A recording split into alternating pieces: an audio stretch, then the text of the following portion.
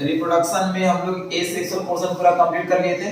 आज हम लोग देखेंगे difference between asexual reproduction and sexual reproduction. Then उसके बाद हम लोग बात करेंगे sexual reproduction in flowering plant. हम लोग कल के क्लास में देखे थे difference between asexual and sexual reproduction, यानी इन दोनों के बीच में बेसिकली डिफरेंसेस क्या है, एसेक्सुअल और सेक्सुअल के बीच में। यानी नाम से स्पष्ट है एसेक्सुअल, उस रिप्रोडक्शन को हम लोग एसेक्सुअल रिप्रोडक्शन बोलेंगे जिसमें यूनिपेरेंटल होगा। कहने का मतलब जिसमें सिंगल पेरेंट अगर इन्वॉल्व होगा उस रिप्रोडक्शन को क्या कहेंगे, एसेक्सुअल। सेक्सुअल रिप्रोडक्शन कभी भी अगर होगा तो दो पेरेंट के इन्वॉल्व होने के साथ ही होगा, यानी इसमें क्या होगा, बाई पेरेंटल। यूनिपेरेंटल का मतलब रिप्रोडक्शन में सिंगल पेरेंट इन्वॉल्व होगा, बाई पेरेंटल का मतलब रिप्रोडक्शन में डबल पेरेंट इन्वॉल्व होगा। उसके बाद हम लोग बात करते हैं एसेक्सुअल रिप्रोडक्शन में जो भी नया इंडिविजुअल आता है वो कहीं ना कहीं इंडिविजुअल अपने हूबहू माता पिता जैसा मैच करता है, यानी इसको हम लोग कह सकते हैं कि वो आपका जेनेटिकली आइडेंटिकल होता है। वो क्या होता है, जेनेटिकली आइडेंटिकल। जैसे अगर एक अमीबा था और इस अमीबा से अगर एक डॉटर अमीबाई का फॉर्मेशन हुआ तो ये जो डॉटर अमीबाई होगा वो हूबहू अपने पेरेंट अमीबा से क्या होगा, मैच करेगा। यानी जेनेटिकली आइडेंटिकल होता है, हूबहू अपने पेरेंट से मिलता जुलता है। जब भी अगर सेक्सुअल रिप्रोडक्शन होगा तो उसमें जो न्यू इंडिविजुअल होगा, उसमें जो न्यू इंडिविजुअल होगा वो न्यू इंडिविजुअल जेनेटिकली आइडेंटिकल नहीं होता है। जैसे आजकल का जो भी बच्चा प्रोड्यूस हो रहा है या कुछ समय पहले का भी जो भी बच्चा प्रोड्यूस हो रहा है उनका कैरेक्टर कहीं ना कहीं माता पिता से अलग हो जा रहा है, यानी बहुत कम ही कैरेक्टर उनके माता पिता से मैच भी कर रहा है, यानी वो पूरा का पूरा जेनेटिकली आइडेंटिकल नहीं हो पा रहा है, पूरा वो अलग सा दिख रहा है। तो हम लोग कह सकते हैं कि new individual are not genetically identical, यानी पूरा का पूरा वो जेनेटिकली आइडेंटिकल नहीं है। उसमें मैक्सिमम कैरेक्टर जो है वो एक्वायर्ड कर ले रहा है कौन, हमारा नेचर, यानी ज्यादातर वो कैरेक्टर सीख रहा है कहां से, नेचर से एक्वायर्ड कर रहा है। तो पूरा का पूरा जेनेटिकली आइडेंटिकल नहीं होता है।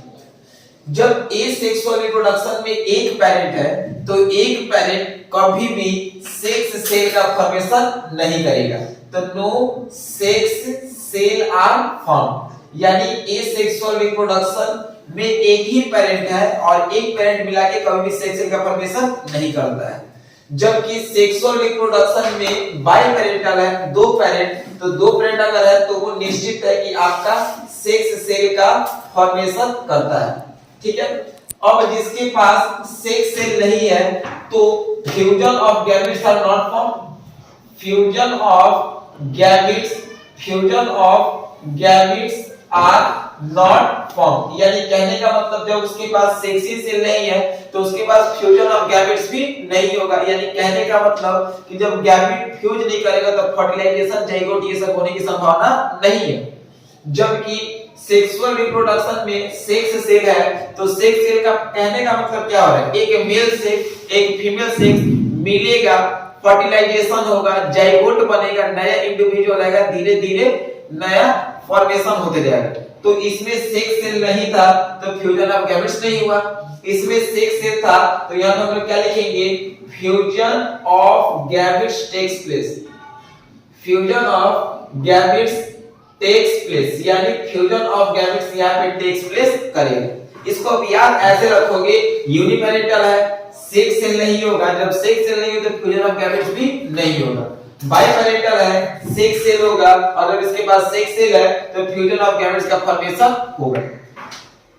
उसके बाद हम लोग बात करते हैं पांचवा बात। पांचवा क्या है कि एसेक्सुअल रिप्रोडक्शन में जो भी नया इंडिविजुअल प्रोड्यूस होगा उसको प्रोड्यूस होने में बहुत ज्यादा समय नहीं लगेगा। यानी कहने का मतलब ये एक प्रकार का रैपिड मल्टीप्लिकेशन को फॉलो करता है। रैपिड मल्टीप्लिकेशन का मतलब ये एक प्रकार का फास्ट प्रोसेस है, इसमें नया इंडिविजुअल है वो बहुत जल्दी प्रोड्यूस होता है। जबकि हम लोग का ये जो सेक्सुअल रिप्रोडक्शन है उस सेक्सुअल रिप्रोडक्शन में हम लोग क्या देखते हैं कि जो भी नया इंडिविजुअल है इसको प्रोड्यूस होने में एक लॉन्ग लास्टिंग टाइम लगता है। कुछ अच्छा खासा समय का इंटरवल लगता है, जैसे 9 मंथ, यानी सेक्सुअल रिप्रोडक्शन हम लोग यहाँ जो भी माँ बच्चे को प्रोड्यूस करती है उनको कम से कम 8-9 मंथ लग ही जाता है। तो ये एक प्रकार का स्लो प्रोसेस है, ये एक प्रकार का क्या है, स्लो प्रोसेस है, यानी इस स्लो प्रोसेस की सहायता से नया इंडिविजुअल प्रोड्यूस होता है। यानी आज की क्लास में बेसिकली हम लोग मेजर डिफरेंसेस देखे कि एसेक्सुअल और सेक्सुअल के बीच में अंतर क्या है, ठीक है। अब यहाँ पे हम लोग आज का क्लास शुरू करने जा रहे हैं सेक्सुअल रिप्रोडक्शन के बारे में, तो इसको पहले अच्छे से क्लियर करेंगे, ठीक है। यानी सेक्सुअल रिप्रोडक्शन किसको बोलेंगे, तो sexual reproduction is a mode of reproduction in which new individual are produced by double parents are involve. तो सेक्सुअल रिप्रोडक्शन का दो भाग है, सेक्सुअल रिप्रोडक्शन इन प्लांट और दूसरा sexual reproduction in animal. Animal में ह्यूमन बींग्स में mail का अलग और फीमेल का अलग पढ़ेंगे, अलग की बातें हैं। लेकिन सबसे पहले आज के क्लास में हम लोग शुरू करने जा रहे हैं sexual reproduction in flowering plant. तो हम लोग के पास ये एक बेसिकली स्ट्रक्चर है जिसको हम लोग देखेंगे आज के क्लास में, फ्लावर, जो बहुत इंपॉर्टेंट क्लास चलेगा, थोड़ा ध्यान से इसको समझेंगे। फ्लावर के बारे में बात करने जा रहे हैं, बेसिक इंट्रोडक्शन लेक्चर वीडियो आज के क्लास में फ्लावर का शुरू करने जा रहे हैं। फ्लावर का स्टडी बायोलॉजी के जिस ब्रांच में करते हैं उसको बोलते हैं एंटोमोलॉजी, उसको हम लोग क्या बोलते हैं, एंटीमोलॉजी। एंटीमोलॉजी बायोलॉजी का एक ऐसा ब्रांच है, एंटीमोलॉजी बायोलॉजी का एक ऐसा ब्रांच है जिसमें स्टडी करते हैं किसके बारे में, फ्लावर के बारे में। आप देख लो किसी भी चीज का फ्लावर रहता है, फ्लावर ही धीरे धीरे ना प्लांट का फॉर्मेशन करता है, यानी फ्लावर के चलते ही प्लांट का फॉर्मेशन किया जाता है। तो बायोलॉजी के जिस ब्रांच में फ्लावर का स्टडी करते हैं उसको क्या कहते हैं, entomology. The branch of biology that details we study about flower is called entomology. Clear हो गया यहाँ तक? अब हम लोग बात करते हैं कि एक बेसिक फ्लावर का क्या क्या डिजाइनेशन हो सकता है और बेसिक फ्लावर का कौन कौन सा पार्ट है। तो सबसे पहले अभी के क्लास में हम लोग पार्ट के बारे में स्टडी करने जा रहे हैं। ये हम लोग जो नीचे वाला जो देख रहे हैं पोर्शन, इसको हम लोग बोलते हैं पेटियोल, इसको हम लोग बोलते हैं पेटियोल। तो आपके माइंड में एक छोटा सा क्वेश्चन आएगा, पेटियोल का मतलब क्या। जैसे अगर हम खड़े हैं तो हमको खड़ा करने का मेन श्रेय जाता है किसको, हमारे पैर को, यानी पैर क्या कर रहा है, हमारे बॉडी को खड़ा कर रहा है। हालांकि सारा काम नर्व के द्वारा हो रहा है, लेकिन स्टैंड बाय लोकेशन करने का काम कौन कर रहा है, पैर। यानी उसी प्रकार से इस पूरे फ्लावर को खड़ा करने का काम किसका है, पेटियोल का। पेटियोल जो है इस पूरे फ्लावर को क्या करता है, स्टैंड बाय करता है, खड़ा करने का काम करता है। यहाँ तक क्लियर है? अब इस फ्लावर, ये पहले फ्लावर तो पहले कली होगा, पहले ये फ्लावर क्या होगा, ऐसे ऐसे करके पूरा क्या होगा, कली होगा। तो कहने का मतलब जब ये कली था तो पहले फ्लावर कब बना, कली से बना। तो पूरा फ्लावर का पार्ट जिसके अंदर बैठा था उसको हम लोग बोलेंगे थैलेमस। उसको हम लोग क्या बोलते हैं, थैलेमस। यानी थैलेमस एक ऐसा पार्ट है जिसके खुलने से पूरा इसी के अंदर से क्या निकलता है, फ्लावर। पहले सारा का सारा फ्लावर का पार्ट किसके अंदर बैठा था, थैलेमस के अंदर, और जैसे ही थैलेमस खुला तो सारा फ्लावर का पार्ट निकल गया। समझ में आया? उसके बाद आप देखते हो कि अगर कोई भी प्लांट होता है तो इतना छोटा सा पार्ट होता है, यही धीरे धीरे खुलता है तो नया फ्लावर बनता है। इसके बाद इस थैलेमस को ऐसे ग्रीन कलर का 5 स्ट्रक्चर्स को क्या करता है, बांधे रहता है। थोड़ा सा सोचो, आप देखे हो गुलाब का फूल, देखे हो जब गुलाब का फूल कली रहता है तो देखते हो उसको हरा हरा कलर का ऐसे 5, जैसे अगर ये कली है तो इसको 5 ऐसा पार्ट इसको क्या करता है, बांधता है, ठीक है। ऐसा उसको क्या करता है, उसको सेपरेट करने का काम करता है, ठीक है, उसको कवर करने का काम करता है। तो किसी फ्लावर को जो कवरिंग करता है, कब, बर्ड कंडीशन में, कली के कंडीशन में किसी फ्लावर को जो प्रोटेक्ट करता है, कवर करता है, उसको हम लोग बोलते हैं, क्या बोलते हैं, कैलिक्स। उसको हम लोग क्या कहते हैं, कैलिक्स बोलते हैं, जो किस कलर का होता है, ग्रीन कलर का होता है। एक बार फिर से समझिए कैलिक्स क्या बोले। अगर कोई भी फ्लावर कली जब होगा, उड़हुल का फूल देख लो, गुलाब का फूल देख लो, जब कली रहता है तो इतना गोल वाला जो भाग को ये हरा कलर का भाग कवर नहीं करता है। तो ये जो कली हो गया इसी का तो सब चीज है, इसको बोल देंगे हम लोग थैलेमस। क्या बोल देंगे, थैलेमस।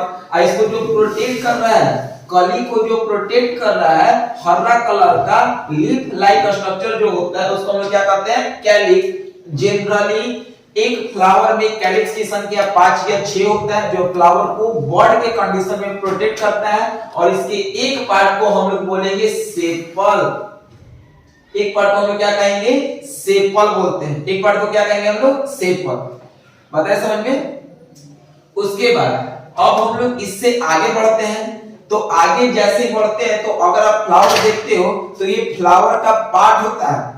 फ्लावर का ये क्या होता है, पार्ट होता है। जैसे हम लोग पंखुड़ी देखे हैं ना, तो फ्लावर का जो भी पार्ट होता है, इस एक एक पार्ट को हम लोग बोलते हैं कोरोला।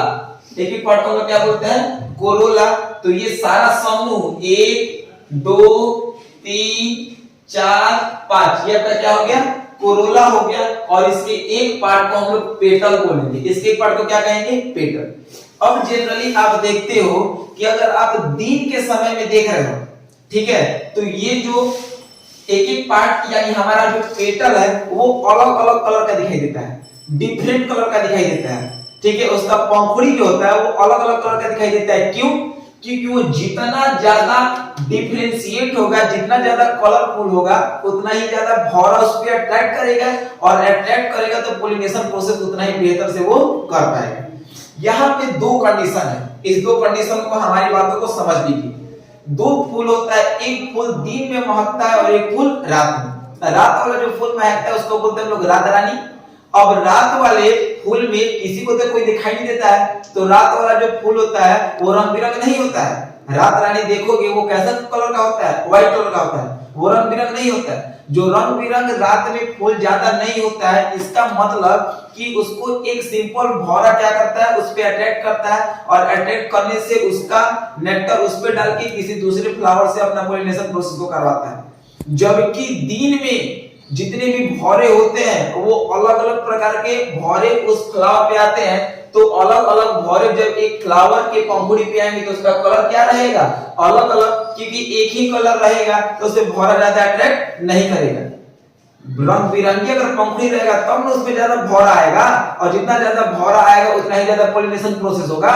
तो याद रखिए, रात में कलर का रंग बिरंगा होने से कोई फायदा नहीं है, क्योंकि रात का समय है, ज्यादा महकेगा तभी उस पे ज्यादा से ज्यादा मात्रा में भौरा आएगा।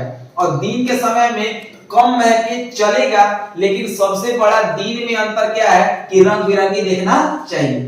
तो दिन में ज्यादा भौरा कब आएगा, जब पंखुड़ी रंग बिरंगी होगा, कम महकेगा तब। लेकिन रात में रंग बिरंगी होने से कोई मतलब नहीं है। रात में भौरा ज्यादा कब आएगा, जब कम महके, जब ज्यादा महके। रंग बिरंगी से कोई मतलब नहीं है।